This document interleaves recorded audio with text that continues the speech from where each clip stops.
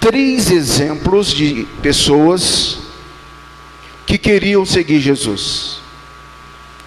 3 exemplos e modelos que não servem para vocês, nem para mim, nem para a igreja do Senhor Jesus. 3 modelos, 3 exemplos. Mas se por acaso você se enquadrar em um desses exemplos, você vai ouvindo esse sermão e vai perguntando: será que eu sou esse do primeiro? Será que eu sou esse do segundo? Será que sou esse do terceiro? E se porventura você, no final desse sermão, se enquadrar em um dos momentos, em um dos modelos, eu quero te desafiar a dobrar os seus joelhos aí onde você está e clamar ao Senhor uma mudança de vida na sua mente hoje, na sua vida hoje. Porque todos nós somos discípulos de Jesus e queremos seguir Jesus. Bom, agora você sabe o que você já pode fazer. A gente sempre ora nesse momento. É um momento muito importante, quando você vai pedir: Senhor, me ilumina. Senhor, que eu possa ter concentração. Esses barulhos estão atrapalhando vocês no ventilador? Se estão, a gente vai desligar. Então, pode ser que esses ventiladores vão roubar sua atenção, mas eu quero que você ore pedindo iluminação, atenção, e que você possa entender o que Jesus quis com esses 3 modelos. Feche os seus olhos, converse com Ele. Se quiser ajoelhar, se ajoelhe, ore. Momento de ouvir Jesus falando. Senhor Jesus, observações importantes o Senhor deixou escrita nesse texto. Se porventura, Senhor, somos nós um desses aqui, no final de tudo, mude o nosso pensamento, fale ao nosso coração. Nós queremos, ó Deus, receber esses requisitos para sermos verdadeiros discípulos do Senhor. Em nome de Jesus. Amém. Houve um pastor chamado George Glowley. Ele era um pastor puritano. E ele afirmava o seguinte: ensina-me a amar-te como os anjos te amam. Que uma santa paixão domine todo o meu ser. O batismo da pomba que desceu dos céus desça no meu coração. E aí o meu coração será um altar. E nesse altar, a chama será o teu amor. Meus irmãos queridos, há muito tempo a gente falava sobre o último sermão pregado dentro desse contexto. São mais de 15 dias que nós pregamos o sermão sobre os samaritanos, vocês estão lembrados? E no contexto anterior, dê uma olhadinha, só para você conectar o assunto. Do 51 ao 56, nós temos um problema muito sério, que é a rejeição de Jesus. Jesus já tinha sido rejeitado em vários lugares, na Judéia, nas sinagogas, em alguns lugares próximo da Galileia, e agora ele vai ser também rejeitado pelos samaritanos, por aquela vila que estava ali e que não deu acolhida para Jesus, hospedagem para Jesus e para os seus discípulos. Embora essa questão de receber Jesus é uma questão que vem desde o seu nascimento, e você já sabe a altura desse campeonato, dentro desse texto que nós estamos lendo, capítulo de número 9, indo para o capítulo número 10, que a primeira rejeição de Jesus foi ainda no útero da mãe Maria. Jesus foi rejeitado como um bebê, um logos encarnado, prestes a nascer. E não houve lugar para Jesus, para que a mãe Maria pudesse ter uma cama higienizada, panos limpos na hora do nascimento de Jesus, algumas parteiras para ajudá-la, nada disso. O que a mãe Maria teve e o que Jesus teve foram alguns animais, uma estrebaria, um mato que os animais comiam ali, um coxo. Foi assim que esse homem veio ao mundo, rejeitado já no útero materno. E aqui é um problema sério. A humanidade rejeita Jesus. Naquele sermão nós falávamos sobre a importância de sermos reconciliadores, ou desenvolvermos o ministério da reconciliação, porque a reconciliação é um ato de amor, e a palavra exortativa dentro desse contexto de Jesus foram três fatores. Primeiro, Jerusalém estava chegando, e ali não era o lugar realmente que ele ficaria, então ele tinha a urgência em caminhar para o Calvário, para o madeiro, para a Via Cruz, lugar de dor, de sofrimento, mas lugar em que, de forma, mesmo sendo rejeitado, ele reconciliaria o homem com Deus. Em segundo lugar, esse contexto que está aqui, os samaritanos iriam rejeitar Jesus e também os discípulos. Assim como o evangelho é rejeitado, e a gente vai ver, pega essa questão da rejeição do evangelho para conectar o assunto de hoje, porque o mundo desconhece o poder que é o evangelho. Meu irmão, se a Bíblia diz que o evangelho é poder, você tem nas mãos um poder chamado evangelho, as boas novas. Ler os evangelhos é ter sua vida dinamizada pelo Espírito Santo. O evangelho é como se fosse o dinamis, força. Em terceiro lugar, ele deixa para nós, dentro desse contexto, que a reconciliação cria na alma dos eleitos vida e não morte. Mais uma vez essa palavra aparece sendo gerada aqui na nossa igreja desde ontem à noite, hoje pela escola dominical, e no contexto desse texto que nós já estudamos há mais de 15 dias, que é a vida. Eu quero que você pense na vida, na sua vida, na vida dessa cidade, na vida do Brasil, na vida eterna, na vida com Cristo. Vida em abundância, vida que o Senhor nos concede. Mas isso já foi para trás, a rejeição dos samaritanos ficou. Hoje, concluindo essa exposição, eu vejo o Senhor Jesus sentado com os discípulos, olhando para Pedro, André, Tiago, João, olhando para você. Coloca o seu nome aí, reverendo Luiz André, presbíteros, diáconos, irmão querido que está aqui nessa noite, a você que me ouve pela transmissão, o Senhor olhando para você e falando assim: você sabe qual é o segredo de ser um verdadeiro discípulo? Vocês que compõem a base do meu chamado, a base da igreja, do apostolado, vocês sabem o que vocês fizeram para que vocês pudessem serem meus discípulos? É como se Jesus chegasse hoje aqui na igreja e olhasse para você e não te acusasse, e não te cobrasse, e não te forçasse nada, mas simplesmente perguntasse para você: você é meu discípulo? Eu não preciso de pessoas que me sigam. É muita pretensão de um pastor, de um líder, achar que as pessoas estão seguindo o seu ministério, estão seguindo o seu pastoreio. Não. Vocês não estão seguindo o pastor Luiz André. Vocês estão seguindo Jesus Cristo. Vocês são discípulos de Jesus Cristo. Vocês são amados antes da fundação do mundo.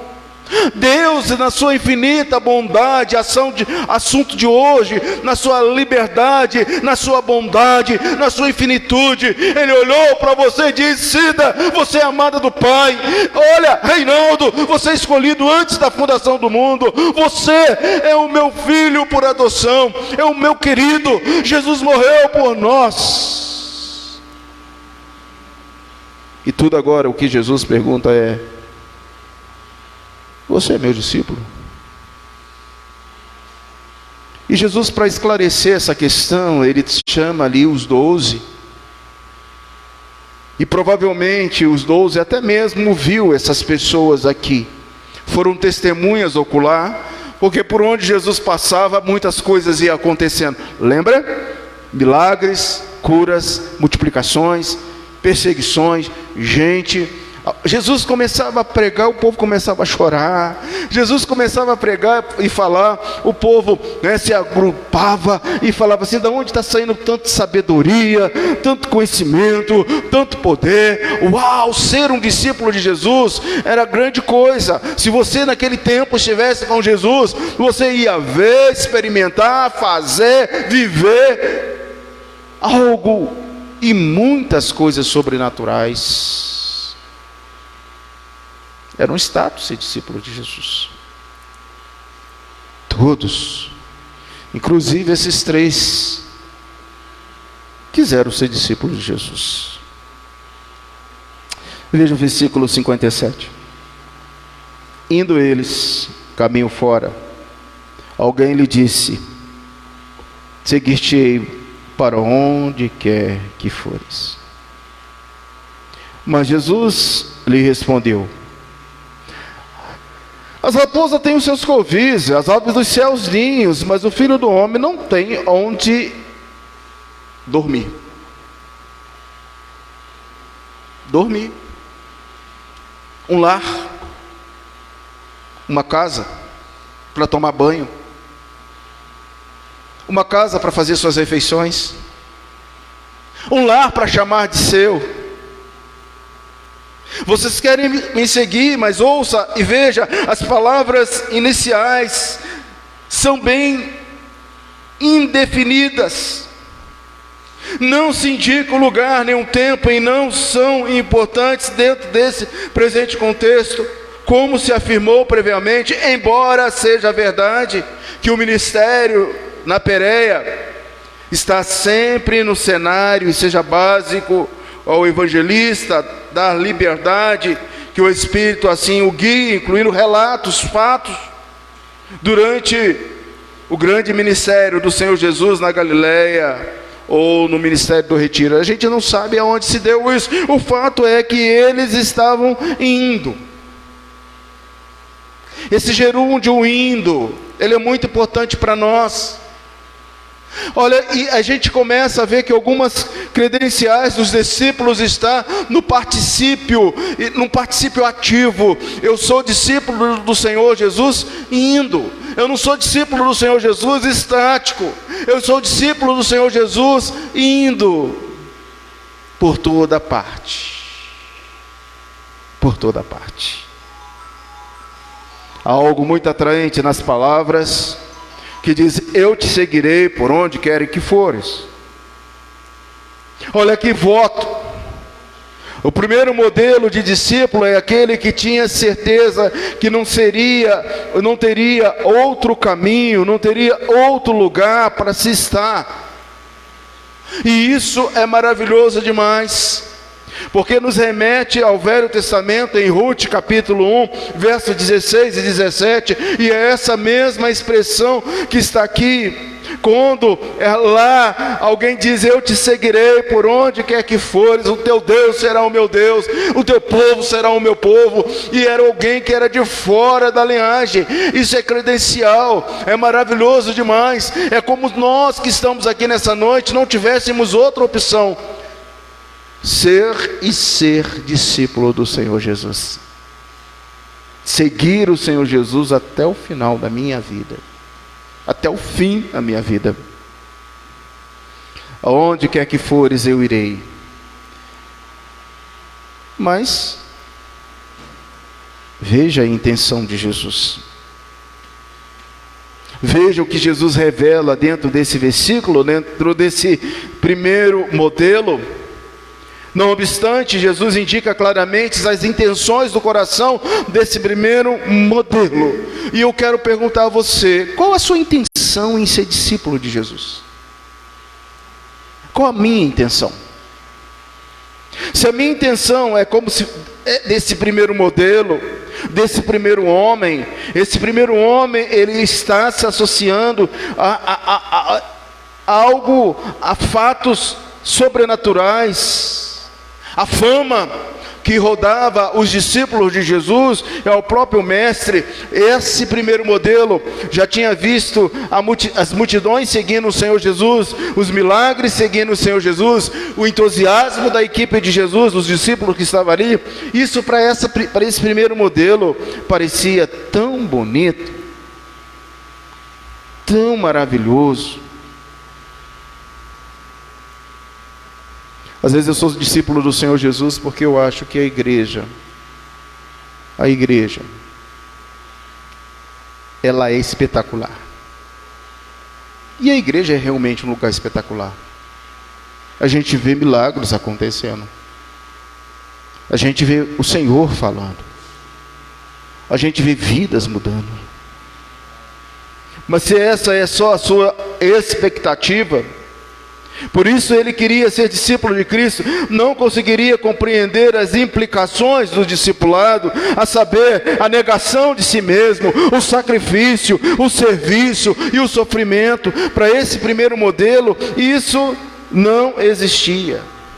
Seria algo como se fosse, meus amados irmãos, algo como se fosse o evangelho da prosperidade, da facilidade.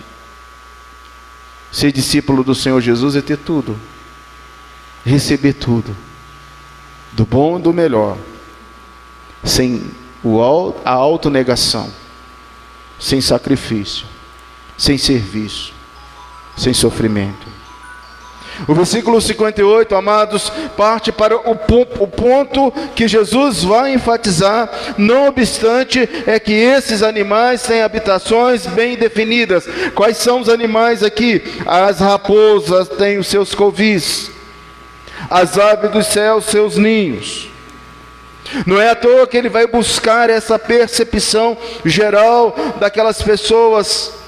Esses animais têm habitações bem definidas, lares ao qual eles possam regressar sempre. O mesmo vale para as aves, se as condições ecológicas assim, clima, provisão, alimentos permitirem, elas terão seus ninhos, seus lugares, a moradia temporal, lugar de moradia para criar os seus filhotes. Por isso, assim dizer, amar as suas tendas. Se os inimigos tentarem invadir, eles expulsarão, se possível. E no entanto, Jesus, o Filho do Homem. Se você voltar os seus olhos para o capítulo 5, pegue aí as páginas, volta um pouquinho. Capítulo 5, verso 24, nós lemos da seguinte forma, da seguinte maneira: mas para que sabeis que o Filho do Homem tem sobre a terra autoridade para perdoar pecado, disse ao paralítico: eu te ordeno, levanta-te, toma o teu leito e vai para casa.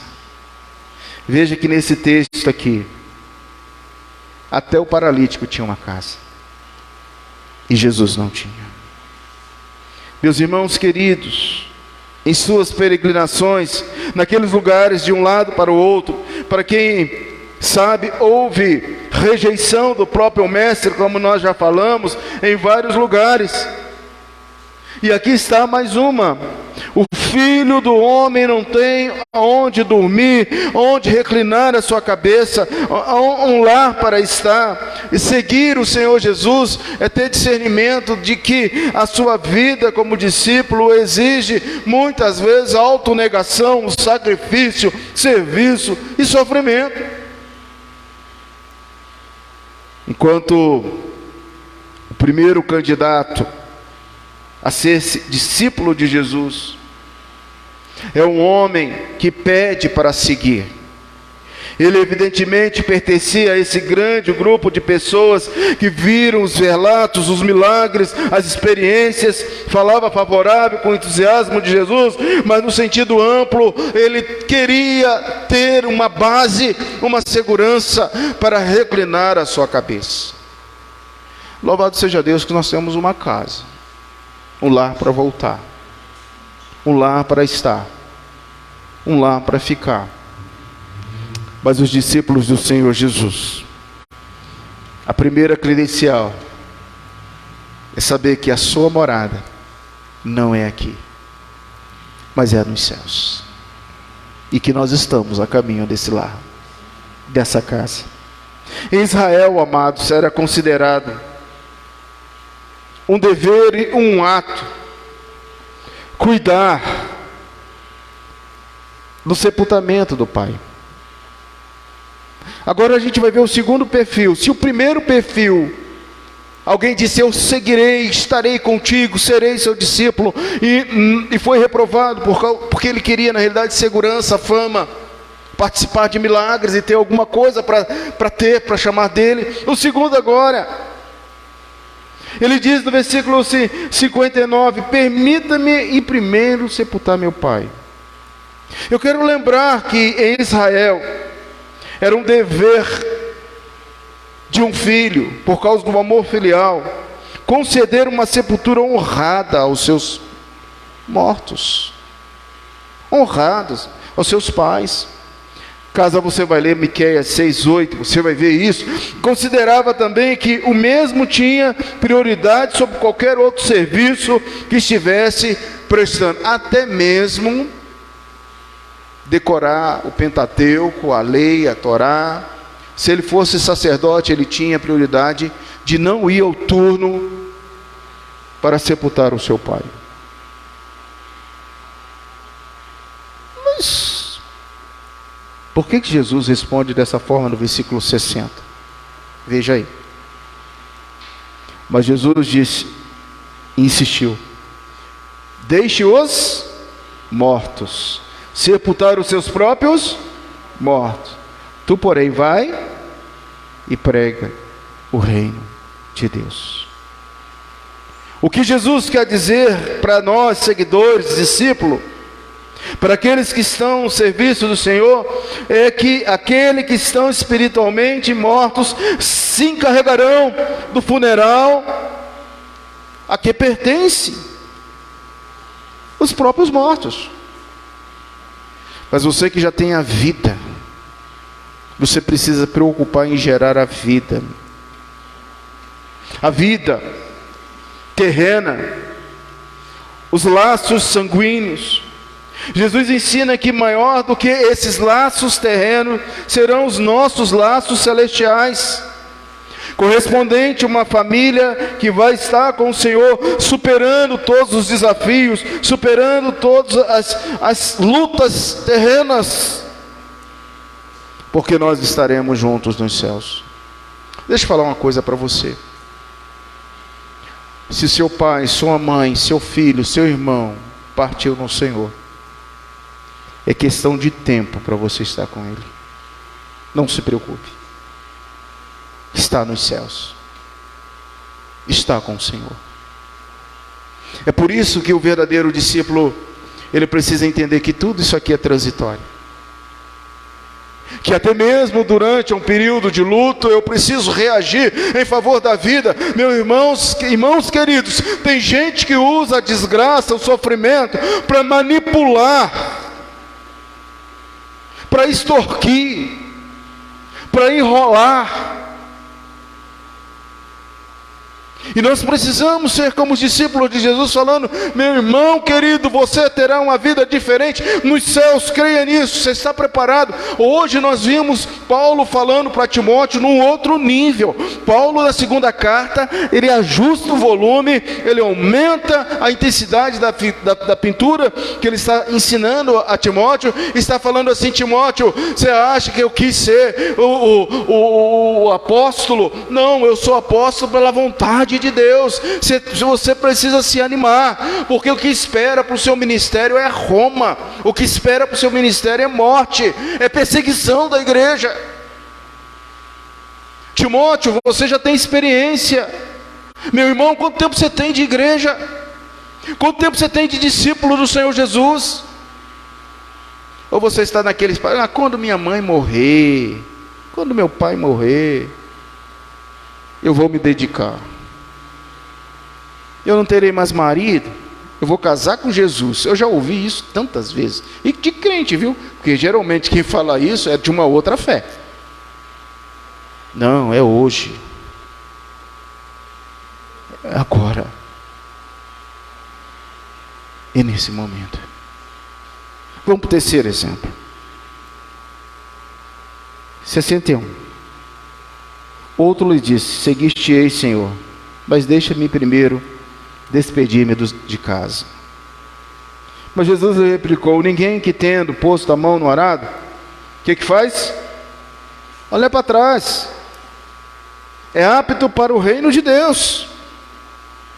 Meus queridos, em certo sentido, esse homem nos lembra o primeiro candidato, porque em ambos os casos, os discípulos aqui, os candidatos, firmaram uma lealdade voluntária, e isso é importante. Eu te seguirei. Há quanto tempo eu estou falando?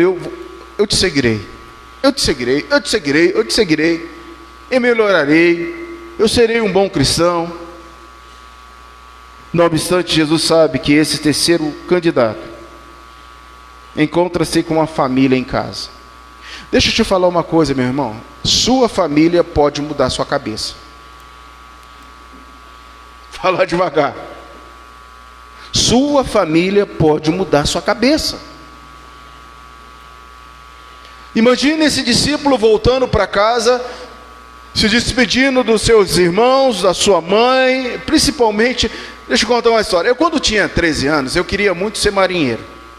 E eu virei para minha mãe e falei assim: mãe, eu quero ser aprendiz de marinheiro. Não sabia, não tinha nem noção aonde era Recife.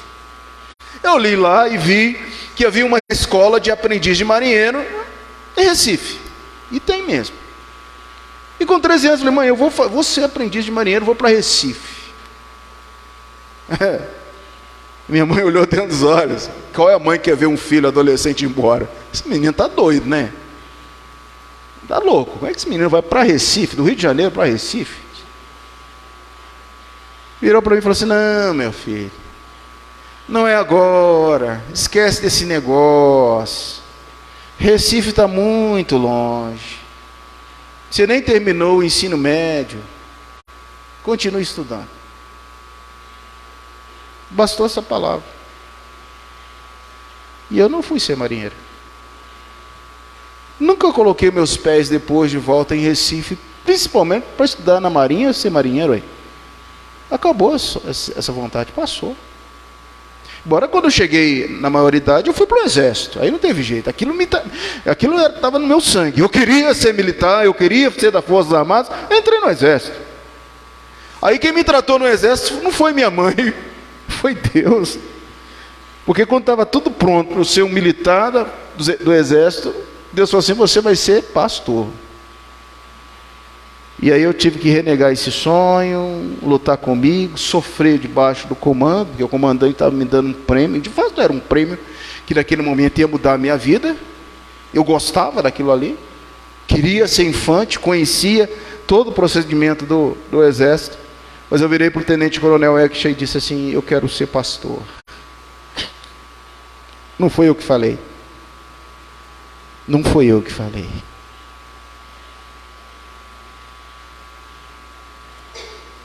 Quantas pessoas, cheias do amor, da vontade, da obra, da dedicação, chamado por Deus, e quando chega em casa, a família tira de cabeça. Você vai ser crente?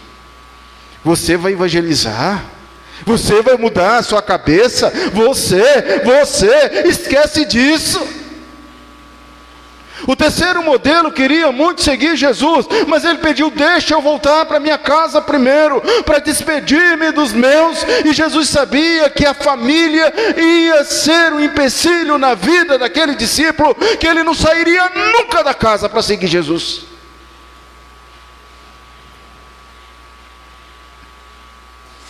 O fato desse provérbio, versículo 62, é um provérbio que Jesus utiliza aqui, veja. Mas Jesus lhe replicou e disse um provérbio. Isso é um provérbio. Nós gostamos de provérbios. Jesus cita provérbio: ninguém que tendo posto a mão no arado olha para trás. Antes de eu falar desse provérbio que está aqui, eu quero falar de alguém que olhou para trás. E os meninos da escola dominical cantam: olhou para trás, virou estátua de sal.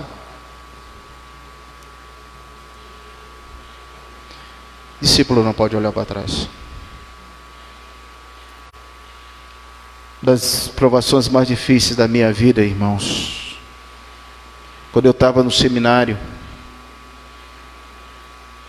e que perdi meu pai, ele faleceu no final do primeiro ano para o segundo ano,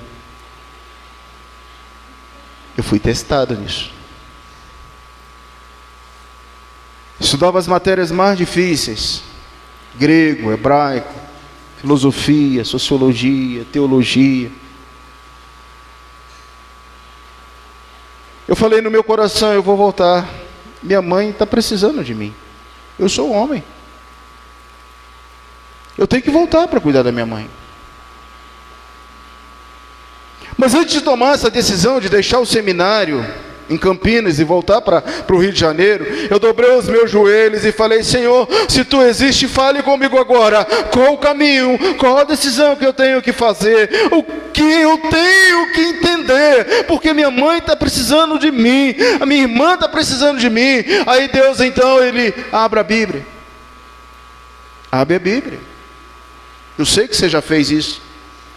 E abrindo a Bíblia, Deus me mostrou um texto: aquele que não deixar pai, mãe, irmãos, parentes, não é digno de mim.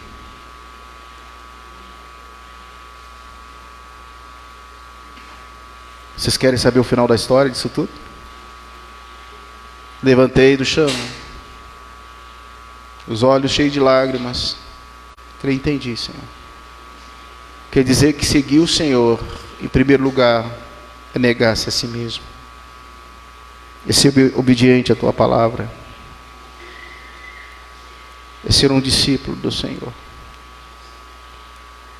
Mas eu falei com Deus: tá bom, Senhor, eu entendi, mas eu vou te pedir uma coisa só: cuide da minha mãe, cuide da minha irmã, e principalmente de mim, porque eu não tenho condições para estudar. Meus irmãos queridos, você tem dúvida que Deus não cuidou da gente? A minha mãe conseguiu fazer o inventário, conseguiu organizar tudo, conseguiu buscar conforto no Espírito Santo. A minha irmã cuidou da vida. Logo depois de um ano estaria casando com o atual marido dela. E eu no seminário era só nota altas. Eu não sabia como é que um cara do mato, do interior, da roça, podia ler hebraico e entender hebraico com um poliglota. O doutor Valdir Carvalho Luz foi um grande professor e pastor da nossa denominação. Foi o que traduziu as Institutas de Calvino na Suíça. Aquele homem fez muita gente chorar e reprovava por 1/10. Eu depois, mais tarde, no expoente, eu fui professor e falava: 1/10 eu não dou. E 10 eu só dou para Deus, porque o doutor Valdir falava isso: perfeição só em Deus, e não vem chorar por 1/10 não, você tem que estudar. O Felipe viveu isso. Fantástico o que Deus fez com a gente. Olha para o terceiro caso. E o terceiro caso é aquele que olha para casa, põe a mão no arado e olha para trás. E esse provérbio é assim: aquele que está arando, ele olha fixamente para frente, porque o peso do arador, os animais estão puxando. Se ele olhar para trás, ele vai cair, ele vai perder o suco, a vala que ele está fazendo ali, vai para cá. E você tem um alvo na sua vida. Qual é o alvo da nossa vida? Olhar firmemente para o autor e o da nossa fé. Você é discípulo, você tem que fazer isso. Senão vai sair fora do arado. O coração desse homem estava dividido. Deveria deixar de seguir o exemplo dos israelitas, em vez disso, seguir os passos de Paulo. Então, pela graça e poder de Deus, ele seria apto para o reino de Deus e muito útil para o mestre. Exemplo para todos nós é não voltar, é prosseguir, é não olhar para trás, é olhar para frente. Porque se você voltar para sua casa, você vai deixar de ser um discípulo de Jesus. Meus irmãos, as boas obras tratadas na cosmovisão da confissão de fé de Westminster diz: as boas obras são somente aquelas que Deus ordena em sua santa palavra. Se nós queremos ser discípulos do Senhor Jesus, essa é uma boa obra, excelente obra, você almeja no seu coração. Isso significa que esse grupo que está aqui pode botar fogo no Brasil, literalmente, pregando a palavra do Senhor, obedecendo os caminhos do Senhor, sendo verdadeiros discípulos. Mas para isso acontecer, eu tenho que entender que as boas obras são somente aquelas que Deus ordena em sua santa palavra. Deuteronômio 12:32 diz: tudo o que te ordeno observarás, nada lhe acrescentarás nem diminuirás. O Salmo 119:9: de que maneira poderá o jovem guardar puro o seu caminho, observando segundo a tua palavra. Mateus capítulo 28:20: ensinando-os a guardar todas as coisas que vos tenho ordenado, e eis que estou convosco todos os dias, até a consumação dos séculos. Eu quero terminar a nossa mensagem nessa noite. Você se enquadrou em um dos três modelos? Daquele que realmente sabe que seguir Jesus é a melhor coisa, mas que na verdade você tem uma casa, você tem um lar, você tem I have a dream, um sonho, e esse sonho não passa pelos ensinamentos do Senhor. Então você está no primeiro momento, você até quer ser um discípulo de Jesus, mas o seu trabalho, o seu estudo, o seu carro, sua situação financeira, seu casamento, seus filhos estão em primeiro lugar. Então essa credencial está longe de você, porque você não entendeu o que é buscar Deus em primeiro lugar, e todas as coisas os serão acrescentadas. Veja, não estou falando que é errado ter sonhos, não estou falando que é errado crescer e estudar, não estou falando que é errado ter filhos, não estou falando que é errado ter outros projetos, não é isso. Estou falando que é errado ter prioridade sobre isso, botar isso em primeiro lugar, em detrimento de ser servo, discípulo de Jesus. Antes de você ter sua casa, seus bens, sua riqueza, seus filhos, seus sonhos, você é um discípulo de Jesus. Você tem que autonegar-se, um trabalho sacrificial e voluntário diante do Senhor. Ou você está no segundo modelo: dá-me um tempo, Pai, deixa eu sepultar primeiro meu pai, minha mãe. Deixa eu sepultar primeiro aquele que já está morto. Não, você foi chamado para falar para vivos, pregar o reino de Deus aos vivos. Jesus, ele disse: deixe os mortos sepultar os seus próprios mortos. Você tem uma prioridade, uma urgência, e a urgência do discípulo é sair de porta em porta, de vila em vila, de rua em rua, fazendo o que, irmãos? Veja o versículo 60, pregando o reino de Deus. Ou você está no terceiro exemplo, no terceiro modelo: eu vou voltar para casa e vou contar para todo mundo lá na minha casa que eu sou agora discípulo de Jesus. Será que você consegue voltar? Ou os seus parentes vão tirar isso da sua cabeça? De ser irmãos, família tira da cabeça o crente ser crente. Imagine ser discípulo de Jesus aí. Quantos dos seus deixaram de ser crente por causa dos seus próprios parentes e familiares?